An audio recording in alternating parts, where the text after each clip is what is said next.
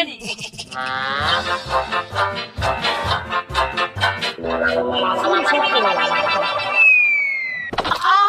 বৌমা, কি হলো মা? কি হয়েছে মা? এই তুই তাড়াতাড়ি ডাক্তারকে ফোন কর। হ্যাঁ হ্যাঁ।